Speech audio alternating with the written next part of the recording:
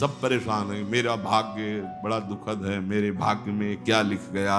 जैसे लोग चल पूरा जीवन हो गया दुख भोगते हुए। ये गोस्वामी जी कह रहे, तुम मेरी बात पर विश्वास करो, इसी विश्वास से प्रेम प्रकट हो जाएगा। यदि तुमने नाम जप रूपी यज्ञ शुरू कर दी तो तुम्हारे जो भाग्य में लिखे हुए अंक है ना, दुख देने वाले, महान संकट, विपत्ति, पराजय, हम बहुत प्रयास करते हैं लेकिन सफल नहीं हो पाते। हम ऐसा, तुम्हारा प्रयास ही क्या है? असत प्रयास। कहीं गंदे जल से हाथ तुम पवित्र कर सकते हो क्या? असत प्रयास से असत कर्मों को काटकर उन्नति को प्राप्त हो सकते हो क्या? नहीं। तो सत प्रयास करो। क्या सत प्रयास? बोले राम नाम जप जाग, जप यज्ञ, नाम जो हमारे प्रभु का नाम है, आप उसे क्या होगा? बोले तुम्हारे पहला काम करेगा, भाग्य पलटेगा तुम्हारा। जो तुम्हारा भाग्य बन चुका है ना, महान दुख भोगना, बार बार क्लेश, शांति, ये नाम जब तुम्हें प्रदान करेगा। किए होई विधि दाहिनो दे अभागे ही भाग। जो हमारे प्रतिकूल सब कुछ है ना, वो सब दाहिने अनुकूल हो जाएगा, केवल नाम जप करके देख लो। ऐसे भाग्यवान बन जाओगे कि तुम जिसे देख लोगे, छू लोगे, उसके वाम भाव सब नष्ट हो जाएंगे। धर्म विपरीत आचरण, धर्म विपरीत भाव नष्ट हो जाएंगे। जल थल नभ गति अमित यति, अग जग जीव अनेक, तुलसी तो से दीन कहां, राम नाम गति एक। चराचर जीव असंख्य है, सबकी अलग अलग चाहत है, गति है। किसी की जल में बहुत गति है। अब तैरना नहीं आता तो आपका शरीर पूरा हो जाएगा जल में, लेकिन मछली, कछुआ, मगरमच्छ, इनकी तो गति है, उसी में आनंदित रहते हैं। किसी की पृथ्वी में गति है, किसी की आकाश में गति है, पर मेरे जैसे की गति तो एकमात्र केवल नाम गति है। समझो, भाव कह रहे हैं कि जैसे जलचर जीव जल में ही केवल सुखी रहता है, थलचर थल में, वायु वाला वायु में, तुलसी का सुख क्षेत्र तो केवल नाम है, नाम। श्री हरिवंश नाम नित कहो, नाम प्रताप नाम फल लहो, नाम हमारी गति सदा। रसना सापिनी बदन बिल, जे न जपहि हरि नाम, तुलसी प्रेम न राम सो, ताहि विधाता बाम। सांप की जीभ की तरह लप लप लप लप, ये खा लूं, ये बोल लूं, ये प्रपंच कर लूं। ये सर्पिणी के समान जीव है, और ये शरीर, ये मुख एक बिल के समान है। यदि तुमने अपनी जिह्वा से हरिनाम जप नहीं किया तो जितनी अनुकूलता लिखी भी है वो सब प्रतिकूलता में बदल जाएगी। आपको लगेगा कि ये कैसी बात, नाम न जपे तो हमारे भाग्य से जो अनुकूलता लिखी वो भी प्रतिकूलता हो जाए। हाँ, हो जाएगी। भगवत विमुख की प्रत्येक अनुकूलता प्रतिकूलता से भी भयानक दुख देने वाली होती है, और भगवत सन्मुख की प्रत्येक प्रतिकूलता करोड़ों अनुकूलताओं से भी बढ़कर सुख देने वाली होती है। पढ़ के प्रसंग देख लेना, श्रीमद् भागवत में समंतक मणि का प्रसंग, सत्यराजित का। भारी अनुकूलता समंतक मणि मिली और श्री कृष्ण से विमुख हैं तो दोनों भाई मारे गए और हाथ कुछ नहीं लगा। भारी अनुकूलता, भारी प्रतिकूलता में है, यदि भगवत विमुख हो तभी तो। जिसको लगता है कि मैंने जीवन में बहुत कुछ प्राप्त किया, यश, मान, सम्मान, प्रतिष्ठा, रुपया, पैसा, ये क्या है, क्या है? जैसे स्वप्न में राजा बने जगे तो कुछ नहीं, ऐसे ही जिस समय अंतिम समय आएगा उस समय तुम्हारे होश ठिकाने होंगे पर तुम कुछ करने लायक नहीं होगे। इसलिए जो नाम जप नहीं कर रहे, मानो अपने जीवन को जितनी भी अनुकूलता सब प्रतिकूलता में बदल रहे हैं। ही फाटहु फूटहु नयन, कैसी अद्भुत भक्ति है, प्रीति है महापुरुषों के हृदय में। कह रहे ही फाटहु फूटहु नयन, जरौ सुतन के ही काम, द्रवहि स्रवहि पुलकै नहीं, तुलसी सुमिरत राम। हट जाए ऐसा हृदय जो प्रभु के नाम का स्मरण करते हुए आनंद नहीं आ रहा, रोमांच नहीं हो रहा। प्रभु की नाम महिमा, प्रभु का रूप, प्रभु की लीला सुनकर तुम्हारा हृदय आनंदित नहीं, फट जाना चाहिए हृदय किस काम का। फूटहु नयन, फूट जाए नेत्र ऐसे जिनसे भगवान नाम लेकर के आंसू ना निकले। हम प्रभु की चर्चा सुने, अपने प्राणाधार प्रभु की बात करें और हमारी आंखें सुखी हों, कपोल भीगे ना, क्या जीवन। ही फाटहु फूटहु नयन, रसना कटो जो अनरटो, निरख यानी फुटो नयन। हे भूलो मत जीवन की सार्थकता, राम ही सुमिरत रणभिरत देत परत गुरु पाए, तुलसी जिनई न पुलक तनु, ते जग जीवित जाए। यदि एकांत में बैठकर अपने प्रियालाल का स्मरण करते हुए पुलकावली नहीं आती, जैसे काम ही नारी प्यार जिम लोभी जिम प्रिय दाम। कामी पुरुष एकांत में बैठकर जब उसका चिंतन होता है तो सामने कामनी का रूप होता है और अपने उसी चिंतन में पुलकित हो रहा है। ऐसा ही प्रेम हमें प्रभु से हो जाए। जैसे एक लोभी पुरुष, धनी जो कंजूस स्वभाव का है, अपने धन का चिंतन करके बड़ा सुख अनुभव करता है। इतना बैंक बैलेंस, इतना और जोड़ लेंगे, इतना, कम से कम इतना हमें नाम में प्रेम हो जाए। गोस्वामी जी कह रहे, जो गुरुदेव भगवान को प्रणाम करते समय, प्रभु का नाम सुमिरन करते समय और दूसरे की सेवा का अवसर आने के समय उत्साहित नहीं हो जाते हैं, एक प्रफुल्लता, अहो भाग्य, गुरु चरणों में प्रणत होने का सौभाग्य, अहो भाग्य, आज इस बीमार शरीर की सेवा करने का सौभाग्य, अहो भाग्य, आज हमें भगवत यश गाने का सौभाग्य, नाम कीर्तन करने का सौभाग्य। बोले जिनके ऐसे समय में पुलकावली नहीं आती, आनंद नहीं आता, तो धिक्कार है उनके जीवन को, वे जीवित मृत के समान है। नाम जीवे दया, नामे रुचि और वैष्णव सेवा। ये जो वैष्णव सेवा है, इसको हम इस भाव में ले लेते हैं कि खिला पिला दिया या वस्त्र दे दिया तो ये वैष्णव सेवा हो गई। ये एक बाह्य सेवा का अंग है, इसे पूर्ण सेवा नहीं कहते। जैसे वैष्णव सेवा तो एक दो ऐसे भगत की, फिर हम एक दिन रोज एक संत का बना के दे, ये बाह्य सेवा है। अच्छा है, करो, भगवान तुम्हें दिए हैं तो ऐसा, बका पूर्ण सेवा इसे नहीं कहते। पूर्ण सेवा ध्यान से सुने, पूर्ण सेवा होती है जब हम किसी भी संत महापुरुष की आज्ञा के अनुसार अपने जीवन को चलाते हैं। अगर हमारा संग अच्छा, वो संग केवल मनुष्य शरीर का ही नहीं, वो वस्तु का हो सकता है, वो स्थान का हो सकता है, खान पान का हो सकता है, साहित्य का हो सकता है, दृश्य का हो सकता है, इंद्रियों का हो सकता है, अच्छा या बुरा संग।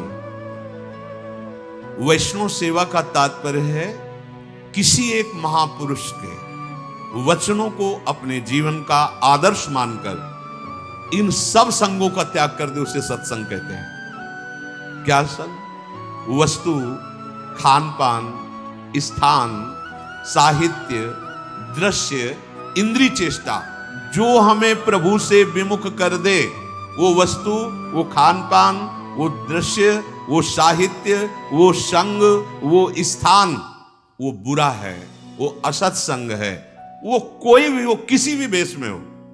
बहुत ध्यान से देखना, वैष्णव सेवा का तात्पर्य है किसी भी महापुरुष के, उसके वचनों के अनुसार, क्योंकि हम सबके वचन तो एक साथ पालन नहीं कर सकते, तो किसी एक महापुरुष को अपना आदर्श प्रत्येक उपासक मानता है।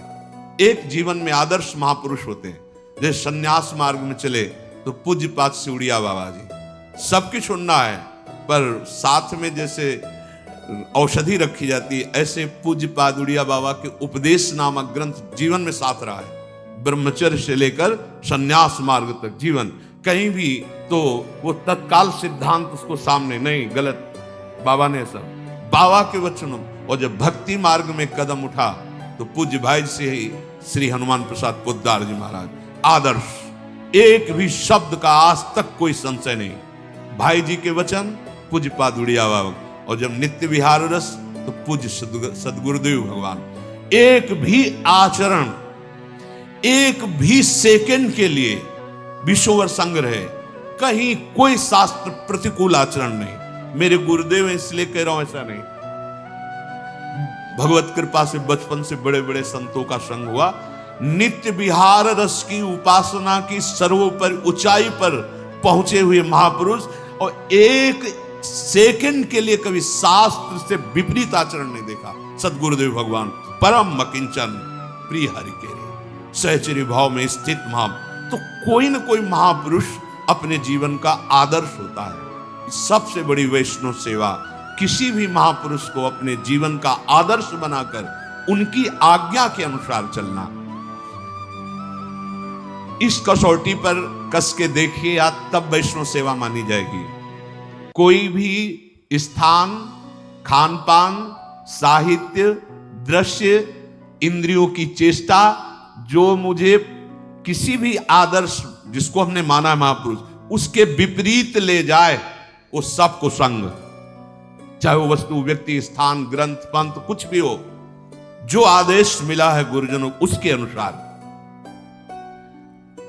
जिस वस्तु के सेवन से, जिस व्यक्ति के संग से, जिसके पढ़ने से, जिसके देखने से, जिससे व्यवहार करने से हमें प्रभु की याद बढ़ रही है और अपने आदर्श महापुरुष की आज्ञा पालन हो रही है, बस ये हमारा सत्संग हो रहा है, ये हमारा साधु संग हो रहा है। तुलसी सो सब भांति परम हित, पूज्य प्राण ते प्यारो, जासो होए स्नेह राम पद, ये तो मतो हमारे। मीरा जी के लिए ये गोस्वामी जी, तुलसीदास जी ने बहुत ध्यान देने योग्य बात है। तुलसी सो वो वस्तु, वो व्यक्ति, वो स्थान, वो दृश्य, वो साहित्य, वो संग, वो व्यवहार, तुलसी सो सब भांति परम हित, पूज्य प्राण ते प्यारो, जासो होए स्नेह राम पद।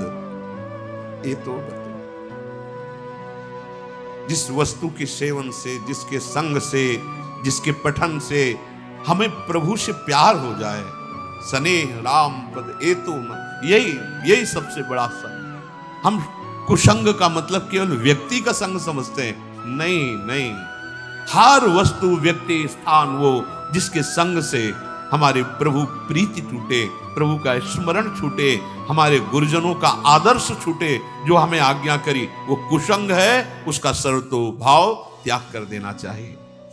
यदि बड़े से बड़ा अपमान, बहुत ध्यान देना, बहुत अमृतमय बात है, बड़े से बड़ा अपमान, बड़े से बड़ा दुख तुम्हें भगवान की याद में डुबो दिया, तो धन्य है वो अपमान और धन्य है वो दुख, और धिक्कार है उस सम्मान और सुख को जिसने भगवान की विस्मृति करा दी। बात पकड़ो।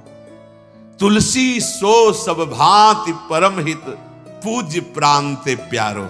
वही प्राणों से प्यारा, मनो भयानक दुख है, लेकिन राधा राधा राधा तो बलिहार है इस दुख की, जो राधा राधा रटा रहा है। बलिहार है उस तिरस्कार, अपमान, निंदा की, जिसने मुझे भगवान का मार्ग दे दिया, और धिक्कार है उस सम्मान और दुलार और उस प्यार को जिसने प्रभु से विमुख करके भोगों में फंसा दिया। बात को समझो, साधु सेवा या गुरु सेवा या वैष्णव सेवा का अर्थ क्या है?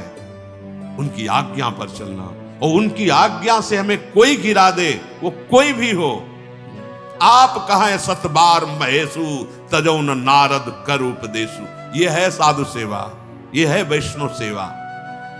यदि बड़ा से बड़ा दुख हमें हमारे प्रभु हरि के चरणों में बैठाल दे तो इससे बड़ा सुख क्या हो सकता है। और सच्ची मानो, ये दुख ही एक औषधि ऐसी है जो एक रास्ता खोलती है हरि का, लेकिन माया ऐसे बंद रखती है और इधर ही भटकाती। जब हर जगह ठोकर मिलती है तब उसे अपने उस यार की याद आती, कोई है जो अहतुकी प्यार करने वाला है। तो कौन है?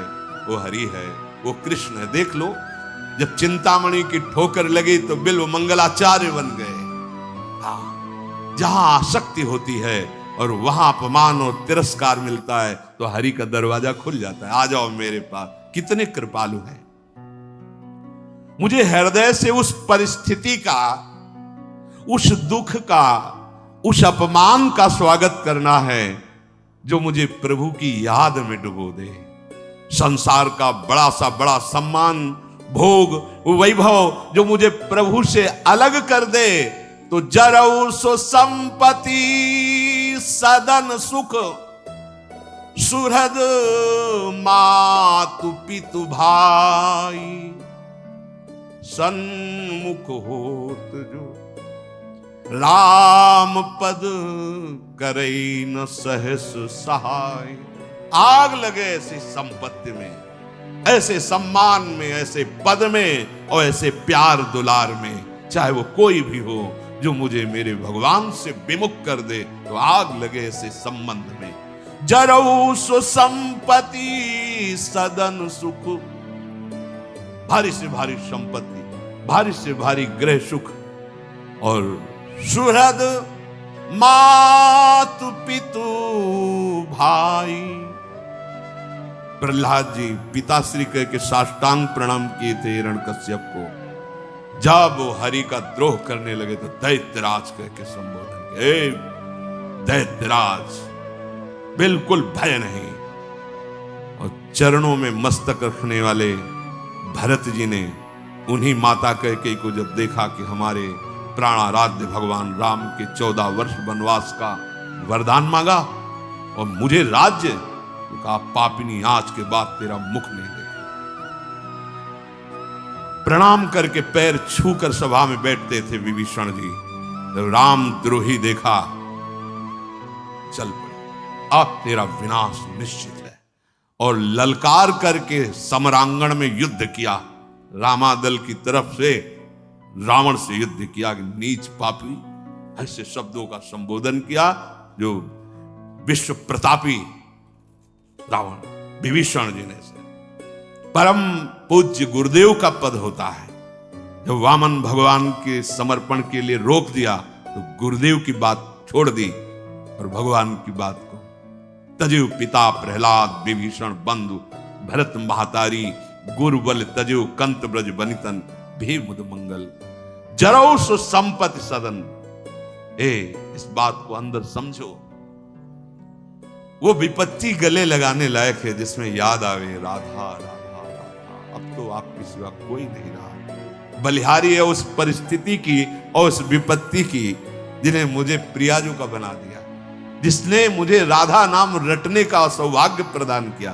और धिक्कार है उस सुख को, उस भोग को, उस पद को, उस सुहृद संबंधियों को जिनसे मैं भगवान से विमुख हो जाऊं, भगवत विस्मरण हो जाए, जो प्रभु से अलग कर दे।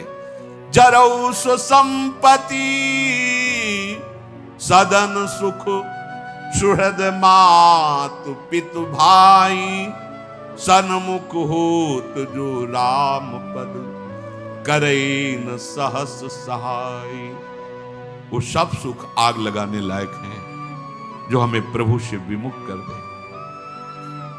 इसलिए साधु संग या वैष्णव सेवा का स्वरूप यही कि हम उनकी आज्ञा के अनुसार अपने जीवन को इस कसौटी पर कसते रहें कि किस वस्तु व्यक्ति स्थान के संग से प्रभु का विस्मरण होता है, किस वस्तु व्यक्ति स्थान के संग से प्रभु का स्मरण होता है। जिससे विस्मरण होता है वो कुसंग, और जिसमें स्मरण होता है उसे सत्संग। आज के सत्संग का सार, जैसे प्रिया प्रीतम का परस्पर कभी वियोग नहीं होता, प्रिया प्रीतम वृंदावन का वियोग नहीं होता, ऐसे ही हमारा कभी प्रिया प्रीतम और वृंदावन से वियोग नहीं हो सकता यदि हम किसी से द्वेष ना करें, किसी के दोषों का वर्णन न करें, क्योंकि पर दोष दर्शन पर निंदा यही हमें प्रभु से विमुख करती है। और सबसे जीवन का परम लाभ हम किसी महापुरुष के वचनों पे अपने जीवन को कसौटी पे रख ले। ये हृदय से देख लो, किसी एक महापुरुष को अपना आदर्श मान लो, फिर किसी की नहीं सुनना, उसके वचनों के अनुसार तो आप लक्ष्य तक पहुंच जाएंगे। क्योंकि विभिन्न भावों वाले जन हैं, सब सत्य हैं, सब सत्य भगवान की उपासना में है। एक भाव वाला सब दूसरे भाव का हो सकता है तुम्हें खंडन करता दिखाई दे, इसलिए सुने सबकी, किसी एक आदर्श महापुरुष को अपने जीवन का चरित्र नायक बनाकर उनकी आज्ञा के अनुसार चले। शेष चर्चा आगे। श्री राधा वल्लभ।